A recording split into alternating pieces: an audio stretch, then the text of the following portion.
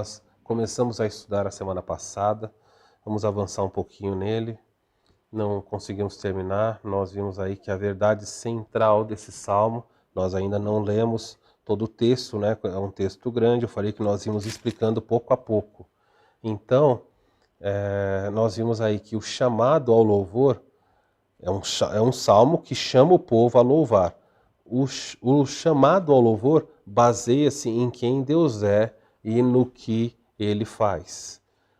O chamamento, quando alguém vai louvar ao Senhor, ele faz isso porque ele se baseia em quem Deus é e nas coisas que Deus continua a fazer. Vimos 5 atributos, começamos a olhar alguns deles, 5 atributos louváveis do Senhor para que o povo reunido se curve em sincera adoração. O primeiro deles vem aí, louve ao Senhor, nós já vimos porque Ele é bom. E quando nós abordamos esse aspecto da leitura do texto da semana passada, no texto da semana passada, nós vimos aí o texto sendo projetado que diz: Aleluia, louvai, estou lendo a versão da esquerda, tá? Aleluia, louvai o nome do Senhor, louvai os servos do Senhor, e vós que assistis, estava falando com os sacerdotes, vocês que trabalham nos átrios do Senhor, vocês que estão próximos a Deus, é isso que o salmista quer dizer, no serviço direto dele, louvai ao Senhor, e o versículo 3 diz as razões. Louve ao Senhor porque Ele é bom, Ele faz aquilo que é certo, Ele nos abençoa. Cantai louvores, porque isso é agradável. Ele fala do prazer das pessoas em adorarem a Deus. Então nós caminhamos vendo aí que Deus é bom. A segundo aspecto, vimos que Ele é soberano, porque o texto deixa bem claro, Ele nos escolheu para si. Olha como o versículo 4 diz: pois o Senhor escolheu para si Jacó. Vimos que é um texto histórico falando de Israel. Ele escolheu Jacó e a Israel por sua possessão. E nós aí aplicamos isso para a vida da igreja. O Deus que escolheu Jacó, a nação de Israel, um povo bem pequenininho, o salmista diz, louve a Deus porque Ele nos escolheu, nós somos nada. Nós éramos apenas uma família de 12 filhos. E Deus nos escolheu por sua posse e nos abençoou. Assim continua sendo com a igreja. Vimos outros aspectos aí, devemos louvar ao Senhor porque Ele é bom e Ele é soberano, porque nos escolheu para si. Louvem ao Senhor porque Ele é poderoso. E aí nós vimos a manifestação do poder dele. Nós olhamos aí alguns aspectos, ele mostrando que Deus é poderoso sobre os falsos deuses das nações. Versículo 5 diz, com efeito, eu sei que o Senhor é grande e o nosso Deus está acima de todos os deuses. Lembrando, apenas destacando aí, nós já falamos sobre isso, quando fala todos os deuses, a Bíblia não está ensinando que existem outros deuses, mas ela está fazendo um relato aqui para mostrar as nações, os seres humanos, eles inventam deuses. E o Deus de Israel, o Deus da Bíblia, está acima de todas as invenções deste mundo. Versículo 6 diz, tudo quanto aprouve ao Senhor, vou ler a versão do meio melhor aqui, ó. O Senhor faz tudo como deseja. Deus não pede a nossa opinião, não espera a nossa aprovação. O salmista deixa claro que ele faz o que deseja, aonde? Ele faz isso nos céus, e na terra, e nos mares, e em suas profundezas. Quando nós olhamos esses aspectos, nós começamos a perceber a grandeza dos atributos de Deus. Vimos lá bondade, soberania e agora estamos vendo poder. Por que louvar a Deus? Se você está buscando razões, esse salmo vai apresentar tudo isso. Louve a Deus porque Ele é poderoso. E o salmista diz, Ele faz o que quer nos céus. Gente, é claro, é óbvio, ele podia falar, Ele faz em qualquer lugar, mas para mostrar que nos seres angelicais, nos poderes celestiais, tanto na esfera espiritual como na esfera física, Ele faz o que Ele quer. Ele rege as entidades espirituais. Ele não está submisso, não está refém dos anjos. E existem milhares, milhões de anjos. E a Bíblia diz que Deus não se submete a nenhum deles. Deus faz o que Ele quer nos céus. Uma outra maneira de você entender o que faz o que Ele quer nos céus pode estar relacionada aos seres celestes aí no sentido de astros e não seres espirituais. Deus faz o que quer no céu. Deus coloca um buraco negro no lugar. Quem colocou lá? Ele. Por quê? Não sei. Mas Ele faz o que Ele quer. Por que Ele colocou o Sol e colocou os planetas do sistema solar girando ao redor do Sol? Por que a Terra demora aí para virar um ano, não é? Ela 365 dias ao redor do Sol, né, a translação. Por que esse movimento 365 dias e 6 horas? Bem que Deus poderia ter feito, demorar um pouco mais, não é? Então aí as pessoas teriam, um ano, as pessoas seriam mais jovens, né? Muitas pessoas não querem ser jovens. Então fala, olha, para dar uma volta no Sol, a Terra demora agora 700 dias. Então você fala, nossa, eu vou ter metade da minha idade. Seja como for a dinâmica que você queira acreditar aí, Deus não pediu satisfação para ninguém. Ele ordena os cometas, Ele ordena as estrelas, Ele faz o que lhe apraz. O Salmo diz que Ele faz isso nos céus e também faz na terra. E quando Ele faz na terra, é a mesma dimensão. Ele lida com o planeta como Ele quer. Se Ele falar vem o dilúvio, vem o dilúvio. Se Ele falar surja tsunami, o tsunami aparece. Se Ele disser essa nação vai deixar de existir, aquela nação vai deixar de existir. Ele faz o que Ele quer. Se você está procurando um Deus que você possa controlar, o cristianismo verdadeiro não é a religião certa. Porque ela apresenta um Deus tão tremendo, tão gigantesco, que nenhuma outra religião do mundo se compara. É o único Deus que faz. Aí a Bíblia apresenta um Deus que é absolutamente soberano. Tudo, por isso o texto, a ênfase na palavra, tudo o que Ele deseja, Ele faz. Nos céus, na terra, o texto diz mais, Ele faz isso nos mares também. Então, nós já falamos isso, em qualquer dimensão e que a pessoa possa ir, Deus controla. E o texto termina dizendo assim, Ele faz nos mares e em suas profundezas. Quando ele fala aqui em profundezas, está falando de todos os abismos que estão submersos. Deus faz lá naqueles lugares que às vezes o ser humano nem chega, às vezes não, há lugares que o ser humano não chega. Deus faz o que Ele quer. Quer ver um exemplo disso? As pessoas ficam admiradas. Elas constroem enormes submarinos, grandes, gigantescos. E com toda a tecnologia, gastam bilhões. E o submarino tem uma profundidade que ele suporta. Há um ponto que o submarino é colocado sob tanta pressão que se ele descer mais, a água vai esmagar o casco daquele submarino, matando todo mundo. E para o ser humano é um desafio. Eles não conseguiram chegar nos pontos mais fundos do oceano. Os lugares mais profundos são insondáveis. Então dá para saber o que tem lá. Ninguém chegou, não tem o que fazer. E a Bíblia fala que Deus faz nesses lugares o que Ele quer. Quando chega nesse lugar tão profundo, que aquele submarino gigantesco está quase explodindo, então eles tentam filmar o máximo possível, coletar o máximo de informação para descobrir o que tem ali, o máximo que eles puderam chegar. E aí então, imagens retornam que foram captadas nessa região, quando as imagens retornam, encontra-se fora do submarino peixinhos desse tamanho. O ser humano olha para aquilo e fala, não dá para acreditar. Como é que esse peixe, que eu esmagaria com o dedo, suporta toda a pressão que o nosso submarino não aguenta? Como pode esse minúsculo peixe ter o que é chamado bioluminescência? Como é que ele consegue produzir luz? A gente tem que descer aqui no submarino com reator nuclear. Perigoso, uma bomba dentro do submarino para gerar luz. Esse peixinho frágil está nadando lá fora como se não tivesse nenhuma pressão. Luz, o corpo dele está produzindo o tempo inteiro. É um tapa na cara da humanidade dizendo, Deus faz o que Ele quer em qualquer lugar. Nos céus, na terra, nos mares e até nas profundezas. Ele ordena e o ser humano tem que submeter. Ok? Isso está falando do nosso poderoso Deus.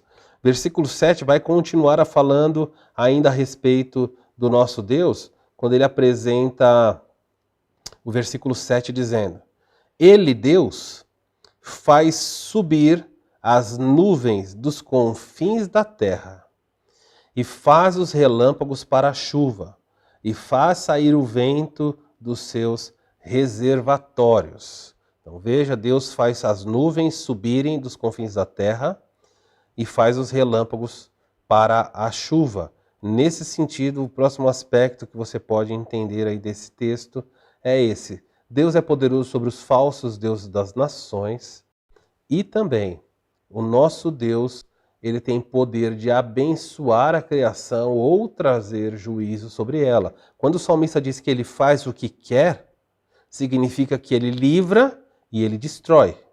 Ele salva e ele mata. Esse salmo específico deixa claro ao mencionar isso. Vamos ver as partes do versículo 7.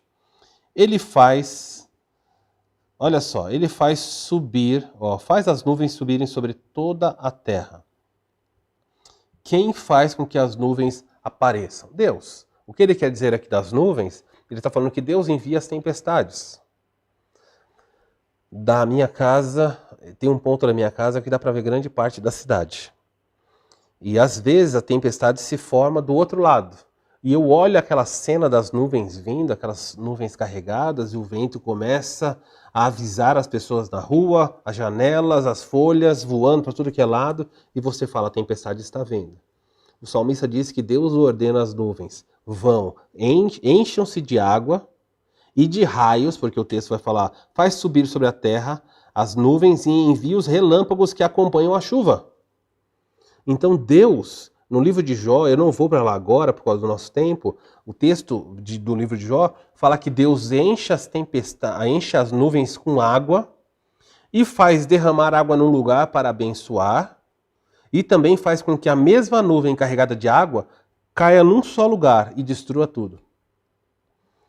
Então nós, queridos, precisamos lidar, é um Deus, o Deus da Bíblia é um Deus que ele mexe um pouco com as nossas emoções, com o nosso senso de justiça.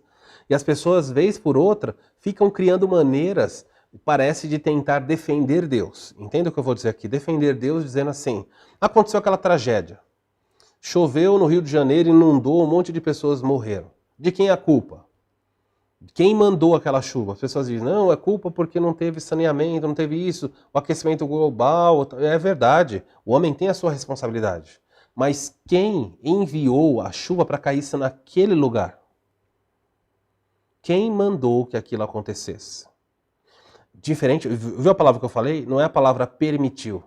Porque a palavra permitiu também é uma tentativa de esvaziar a soberania de Deus. É como se fosse assim, olha, a chuva caiu ali, Deus não queria.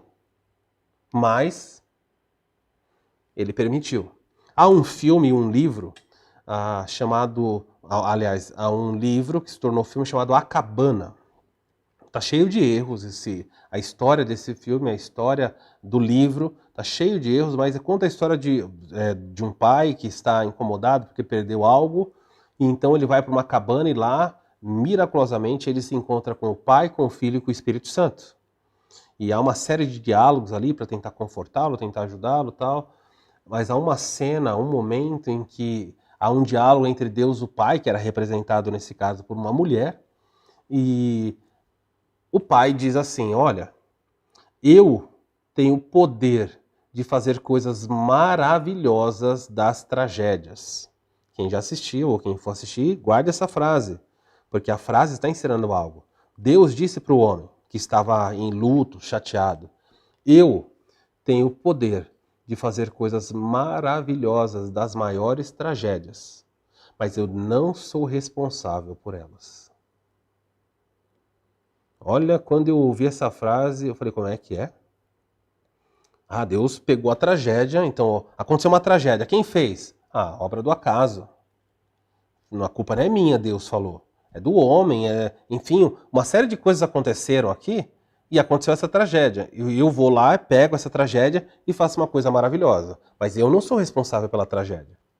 Então a pergunta é, quem é? Quem ordenou que o tsunami, o terremoto, o vulcão, o tornado, o furacão viesse? O Salmo está dizendo para você. Ele faz as nuvens subirem do céu e as carrega de relâmpagos. É isso. Ah, mas eu não concordo. Deus não está ligando para o que nós pensamos. O salmista só está explicando o agir de Deus. Ele fala, cai ali e aqui não. Anos atrás eu vi uma reportagem de uma pessoa, um grande furacão, categoria 4, vai até 5 categorias de força, um furacão F4, como eles dizem, vindo ali na região de Oklahoma, nos Estados Unidos. E ele veio devastando, lambendo a terra, fazendo terrível estrago, destruindo tudo.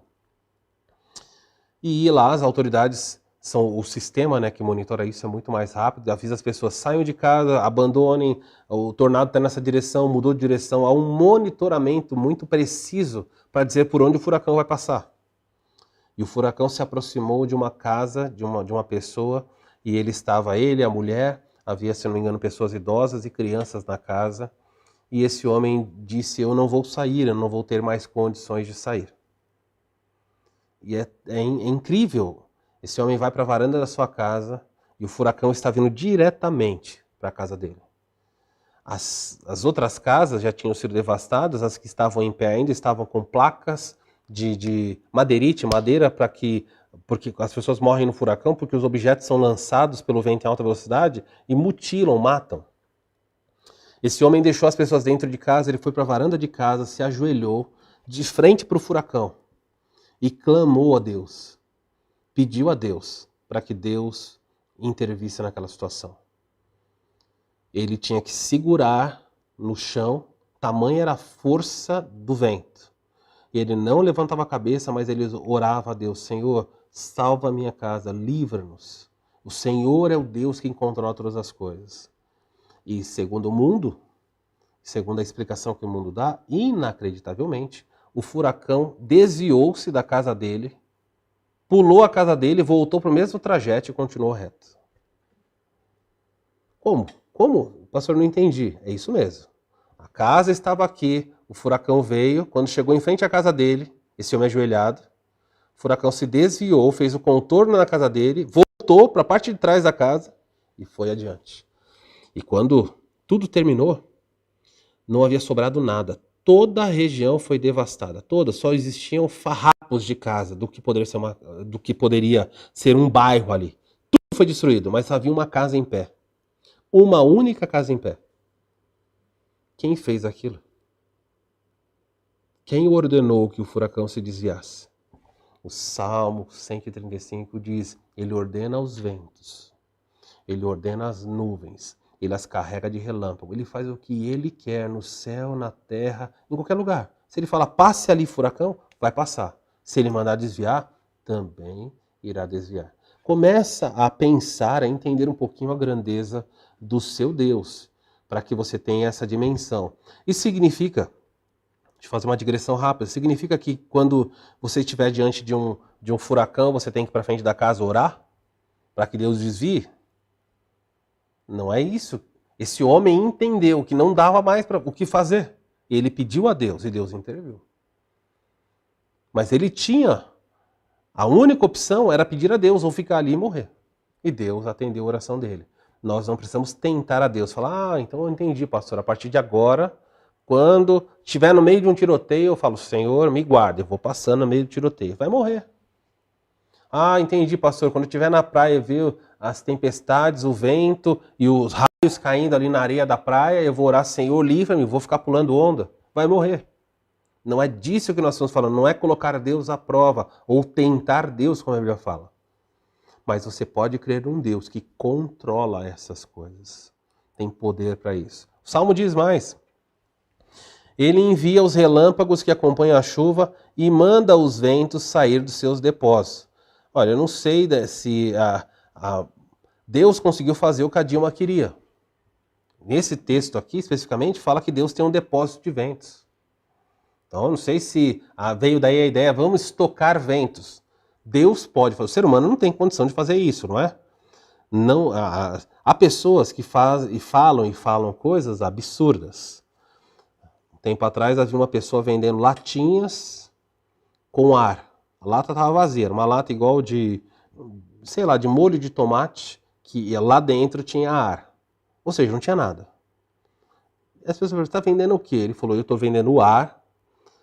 Eu estive numa região lá de Portugal, uma região que é tida como sagrada, onde eles acreditam, não é? E afirmam lá, lembro da história que aparece uma santa e tal. Então eles foram naquela região e ele pegou uma espécie de máquina e sugou o ar da região.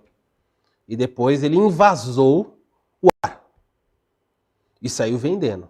Cada latinha por $100. Teve gente que comprou? Ele arrebentou de vender. Arrebentou de vender. Mas não é isso que o texto está falando aqui. O texto está falando que Deus comporta o vento. Não está falando que Deus tem um almoxerifado de vento. Mas quando Deus ordena, usando a figura aqui de depósito para ilustrar para o ser humano, é como se Deus tivesse estocado isso. E de repente ele fala assim, agora saiam. Ele tem poder. O vento, inclusive, para podermos seguir, é uma coisa misteriosa.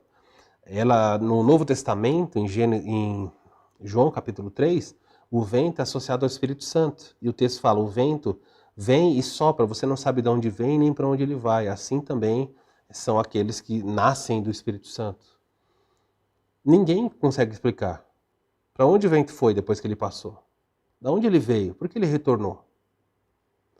O que é misterioso para nós deve fazer você voltar-se a Deus e falar, eu te louvo, Senhor, porque o Senhor é grande, é bom, mostra a bondade dele. Como? Porque ele nos escolheu. Ele é poderoso para controlar o céu, a terra e tudo que nele há. Lembre-se disso quando você estiver diante de um problema. O Deus que você serve é um Deus poderoso. O Salmo continua mais dizendo assim, versículo 8, vai mostrar o próximo aspecto. Deixa eu mostrar o PowerPoint, aí fica mais fácil. O nosso Deus é poderoso sobre os falsos deuses e sobre toda a criação para abençoar, trazendo juízo sobre ela, se for necessário. O próximo ponto é o ponto que diz que o nosso Deus deve ser louvado. O próximo atributo dele é o atributo chamado justiça. Louve ao Senhor, porque ele é justo.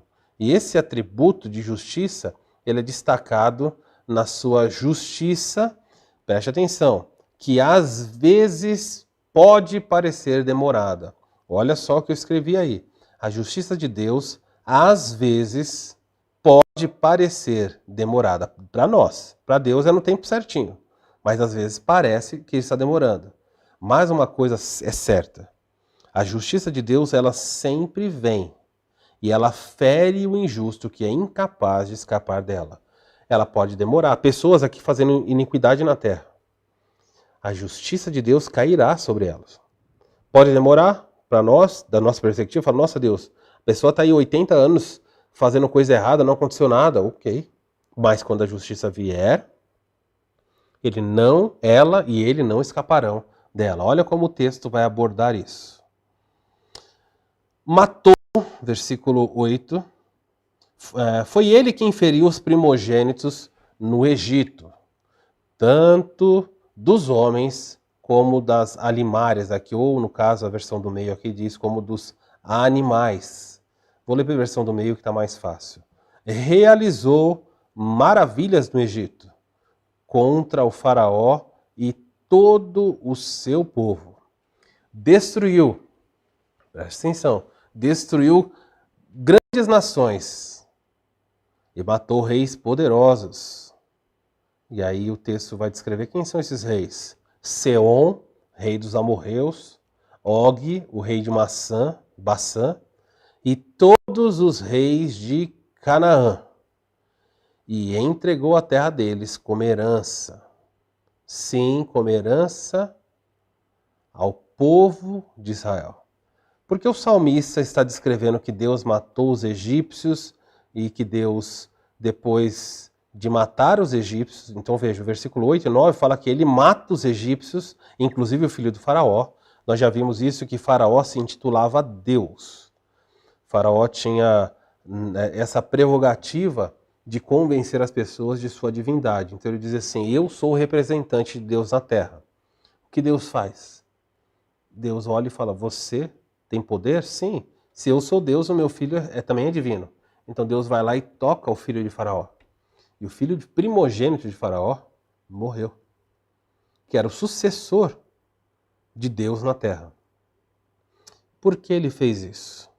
Porque o texto descreve que ele matou o filho mais velho e matou os animais do Egito. E depois ele fala, realizou maravilhas e feriu todo o povo do Egito. Mata o filho do Faraó, pune os animais e pune todo o povo egípcio. Depois ele para a história do Egito e fala assim, o povo foi embora. Quando eles chegaram na terra prometida, Deus vai ferir Seom, rei dos amorreus, por onde eles tiveram que passar. Matou e feriu também Og, rei de Bazã, e todos os reis de Canaã. Por que essa distinção clara no texto é mostrada para nós? Vou projetar para vocês aqui, vou abrir Gênesis capítulo 15. Gênesis capítulo 15 é um texto que nós podemos ver. Depois desses acontecimentos, veio a palavra do Senhor a Abraão numa visão, dizendo, não temas, eu sou, olha o que Deus promete para ele, o seu escudo, e o seu galardão será de sobremodo grande. Respondeu Abraão ao Senhor, quem me haverá de dar, se de contínuo, sem filhos e herdeiros minha casa o é? E aí ele vai falar sobre não ter filhos. Disse mais Abraão, a mim me concedestes a descendência, um servo nascido em minha casa será meu herdeiro. Então Davi vai falar assim, olha, Abraão vai dizer, eu vou ter um servo nascido da minha casa, certamente ele vai ser o meu herdeiro. Respondeu o Senhor, não será esse o teu herdeiro. Não, Abraão. Eu sou o Deus que tem poder no céu, na terra, em todo lugar. Eu controlo o ventre das mulheres. Mas aquele que será gerado de ti será o teu herdeiro. Então Abraão falou, eu não posso ter mais filhos. Eu tenho aqui quase 100 anos, Sara tem 90, então o nosso filho, já entendi, vai ser o filho de uma escrava. Ele falou, não, eu vou dar a você um filho. Então o conduziu até fora e disse, olha para o céu e conta as estrelas. Se é que podes. Um desafio para Abraão aqui. Conta as estrelas. E ele disse, será assim a tua posteridade. E esse é um dos textos mais bonitos da toda a Bíblia. Ele creu no Senhor e isso lhe foi imputado por justiça. Esse texto aqui é um texto que você pode marcar. Aqui, neste momento, acontece o que nós chamamos de salvação de Abraão. Abraão creu e Deus imputou justiça sobre ele. Ok? Então disse-lhe mais o Senhor, eu sou o Senhor que tirei você da terra de Ur dos caldeus, para te dar essa terra por herança. Perguntou Abraão, Senhor, como saberei que hei de possuí-la? Respondeu ele, aí Deus vai mandar ele pegar os animais, fazer um pacto com ele. Versículo 12. Ao pôr do sol, caiu sono profundo sobre Abraão, e grande pavor e cerradas trevas o acometeram. Então lhe foi dito, olha o que Deus diz e o que isso tem a ver com o Salmo 135. Então lhe foi dito, sabe com certeza que a tua posteridade, ou seja, você vai ter um filho, e depois de ter um filho, a sua posteridade será peregrina em terra alheia. Entenda-se em terra alheia por Egito. O seu filho, e aí vai ser Isaac, Jacó, Abraão vai ter Isaac, Isaac vai ter Jacó, Jacó vai ter 12 filhos, e os filhos vão para o Egito. E aí se cumpre o que ele está falando aqui. A sua posteridade será peregrina em terra alheia e será reduzida à escravidão e afligida por 400 anos. Deus avisa a Abraão, você vai ter um filho e eles vão ser presos. Verso 14, olha o que acontece, que joga a luz no Salmo 135. Mas eu julgarei a gente que tem de sujeitar-se, ou seja, eu vou castigar a nação. Olha a versão do meio, a NVT, fica mais claro. Mas eu castigarei a nação que os escravizar. O que diz o Salmo 135? Matou ele, o filho de Faraó, feriu o primogênito de todos os animais e feriu o povo. Deus está cumprindo o que ele falou, e aí nós estamos falando que Deus é justo. Depois Deus fala, depois que eu castigar a nação que os escravizou, Por fim, eles sairiam de lá com riquezas. Foi o que aconteceu. Na hora de ir embora, todo mundo deu presentes para que os egípcios queriam que os israelitas fossem embora. Você, Abraão, por sua vez, morrerá em paz e será sepultado em ditosa idade. Depois de 4 gerações, os 400 anos, e aí ele diz, os seus descendentes voltarão a esta terra. Por que não voltou no ano 100, 200? Por que Deus mandou esperar 400? E aí ele vai dizer aqui, ó, eles vão demorar 400 anos escravos, por quê? Pois a maldade dos amorreus, lembra o que o texto falou lá? Ele feriu a Seom, o rei dos amorreus. A maldade dos amorreus ainda não chegou a ponto de provocar o meu castigo. Viu aí o que Deus está fazendo? Preste atenção nisso. Deus está mostrando que ele é justo. E durante toda a escravidão do povo de Israel, nos primeiros 10 anos que eles eram escravos, o povo já deve ter pedido a Deus por libertação. E Deus esperou. Quando deu os 400 anos, o povo então foi liberto por Moisés. E se cumpre o que ele prometeu para Abraão. Eu vou castigar a nação que te fez isso. Eles vão te dar riqueza, ou seja, vai ser o pagamento do trabalho de vocês. E quando vocês chegarem aqui, eu vou ferir todos os reis de Canaã. E por que o Senhor não feriu antes? O texto aqui diz, porque a maldade deles não chegou no ponto de ser julgado. Preste atenção aqui para que você entenda um princípio aqui muito importante. Versículo 16 diz assim, ó, na 4ª geração, que é a versão que eu li aqui, retornarão aqui, porque não se encheu a medida da iniquidade dos amorreus. Deus tem uma medida, Deus tem um frasco, então presta atenção, um frasco em que ele controla a porção de iniquidade que ele vai tolerar. É como se alguém falasse assim, olha, essa é a última gota, não dá mais. Então a iniquidade deste povo, dos amorreus e tantos outros que estavam em Canaã, veio subindo. Mais e mais, mais e mais. Deus tem um padrão. Quer dizer que Deus aceita um pouco de iniquidade? Não. Deus não aceita nenhuma iniquidade. Mas ele é longânimo. Há um ponto em que ele fala, agora, neste ponto, eu vou disciplinar, eu vou punir. E às vezes vou matar você. Preste atenção. Foi assim com Sodoma e Gomorra. Foi assim com Noé. Em Gênesis 6 diz, a terra estava coberta de violência. Não dava mais. Então Deus salva Noé e mata todo mundo. Quando chegamos em Sodoma e Gomorra, o que acontece? Deus vai lá e fala, vou descer para ver como é que está lá realmente, se confere o que está acontecendo. Por quê? Porque a iniquidade dele chegou ao céu. Então há um limite. E o que isso nos ensina a respeito do nosso Deus? Que lição eu tiro? Aqui nós estamos vendo os amorreus, os cananitas, os egípcios. Ah, legal, história, pastor. É legal fazer essas conexões. Mas o que tem a ver conosco? Nós também. Eu quero fazer 2 aspectos aqui, eu vou terminar aqui. 2 aspectos. Primeiro, relacionado ao povo de Deus. E depois relacionado aos inimigos de Deus. O que esse salmo nos ensina sobre eles? Quando você olha à sua volta, liga a televisão, assiste o jornal, para quem ainda consegue, e você vê, e assiste CPI, e assiste mentira, e olha o judiciário, e você desanima, fala, meu Deus, a iniquidade está demais. Senhor, para onde eu olho, só tem gente levando vantagem, explorando, a iniquidade, Senhor, está graçando, avançando todos os dias.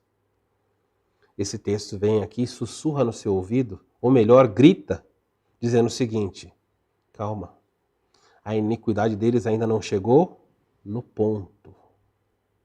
Que ponto? O ponto em que eu não permito mais volta, o ponto em que eu executo o juízo sobre eles. Então quando você vê o ímpio se deleitando nas coisas erradas, aprontando livremente, nada acontece, Deus fala, calma. A minha justiça, às vezes parece ser demorada, mas ela é certa. A minha decisão de quando e como eu disciplino, aos teus olhos pode parecer demorada. Mas quando ela vier, nem o rei do Egito, nem as nações do mundo podem resistir à minha voz de comando. Então, quando você vê o mal, lembre-se, onde é o ponto? Eu não sei. Mas quando tocar ali, não há mais volta. E eu tenho para mim, queridos, agora a minha opinião, não está na Bíblia, que nós estamos muito próximos desse limite. Porque não é mais uma iniquidade regional, como os outros juízos aqui aconteceram, com exceção de Noé. Nós vemos no mundo inteiro a maldade em larga escala. Bom, se a maldade está em larga escala no mundo inteiro, Deus irá punir esse mundo inteiro. E quando ele faz isso? Ele faz isso no livro de Apocalipse. Quando chegar neste ponto, o juízo cairá. E as pessoas procurarão a morte, como Apocalipse 9 diz, e não encontrarão. As pessoas cavarão buracos, vão se esconder em buracos, pedindo para as rochas, nos esconda da face daquele que está no trono. Não dá mais. Ah, o sol vai esquentar, a água vai terminar, a calamidade vai se instaurar aqui nessa terra. Esse é o juízo de Deus sobre os ímpios. Ele pode, aos seus olhos e aos meus, parecer que está tardando, mas verá. Não se preocupe. Mas, antes que você falar, Senhor, ou pastor, que bom, você está falando isso, agora eu vou olhar para as pessoas à minha volta e eu vou falar, o que é teu está reservado para os meus inimigos. É verdade. Você não deve fazer assim, mas o que é deles está reservado lá para eles. Mas o que é teu, o que é meu, como crente, também está. E aí, então, nós temos um outro alerta. Se os ímpios têm um padrão, o crente também, Deus tem um padrão. E eu tenho para mim que o padrão dele conosco, ele é muito mais, o limite é muito menor da iniquidade do mundo. Deus é longânimo também conosco. Se Deus nos disciplinasse, punisse a cada erro que nós fazemos, quem sobreviveria? Deus fala, não faz isso, filho. E tá lá. O jovem faz uma coisa errada, faz duas, faz três, Deus fala, para, chega. Chega uma hora que ele faz o quê? Ele disciplina. Ele fala para o marido, não age assim, não faz dessa forma, não trata assim, não faça essas escolhas. E o marido, não, eu faço, eu vou. Há um limite. Esposa, filhos, pais, há um limite. E eu digo para você que o limite é individual, é customizado. Deus, às vezes os crentes falam, nossa, eu pisei fora da linha, Deus já deu aquela pancada. O outro crente está fazendo um monte de coisa errada, não acontece nada. Eu não sei porque Deus estabelece dessa maneira. Mas eu sei que Ele é justo. Então quando você vira um crente agindo de forma errada e nada está acontecendo, você deve dizer ainda, porque há um Deus que é longânimo. Mas há um momento em que isso termina. E a disciplina vem também sobre o Filho de Deus. Aqui. E ela também é rigorosa. E não há quem possa livrar você da mão dele. Por quê? Porque Deus faz o que quer no céu, na terra, nos mares e até nas profundezas. Deus é para ser temido. Vamos orar. Vemos mais um atributo de Deus aqui hoje. O nosso Deus é justo. Lembre-se disso. Quando você decidir, quando você optar por fazer algo que o desagrade. Vamos orar. Baixe sua cabeça, feche seus olhos um instante. Vamos falar com Deus. Pai, eu quero terminar o nosso tempo aqui juntos com esse alerta tão claro da sua palavra. Controle absoluto tem sobre tudo que existe. Sobre o bem e sobre o mal. Sobre o material e o imaterial. O Senhor controla as minhas lutas, o meu sofrimento. O Senhor controla a saúde. O Senhor controla a igreja. O Senhor controla a vida e morte. Temos a nossa responsabilidade e devemos cumpri-la. Mas é do Senhor que vêm as ordens. O vento, os relâmpagos, tudo está submisso a uma voz de comando teu. Por isso nos ajuda a lembrar que o Senhor, que tem tanto poder, é o mesmo Deus que é justo. A tua justiça é tão grande quanto o teu poder. Que eu não olhe para o mundo ímpio à minha volta, que nenhum dos irmãos olhe, seduzidos, olhando e vendo que eles estão se divertindo, que eles estão cantando e se alegrando e nada acontece.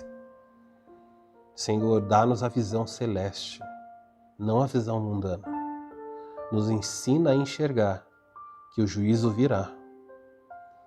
E se ele parece demorado aos meus olhos, é só aos meus olhos. O Senhor tem o seu tempo. Mas quando o juízo vier, ninguém escapará dele.